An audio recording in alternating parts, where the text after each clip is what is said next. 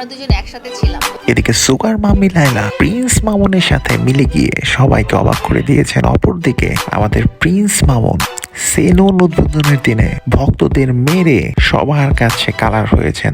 সম্প্রতি Prince Mamun Jamuna future পার্কের অপোজিটে তার নতুন সেলুন উদ্বোধন করেন, যেখানে প্রিন্স মামুনকে দেখার জন্য শত শত ভক্ত জমা হয়। তবে দুঃখের ব্যাপার হলো প্রিন্স মামুন কাস্টমারদের জন্য যে বডি ম্যাসাজ করার সোফা এনেছিলেন, সেই সোফার উপর তার ভক্তরা দাঁড়িয়ে ছবি নিতে থাকেন, যেটা দেখে প্রিন্স মামুন আর সহ্য করতে পারেননি, তাই লাইভে এসে তার দুইজন ভক্তকে পেটান।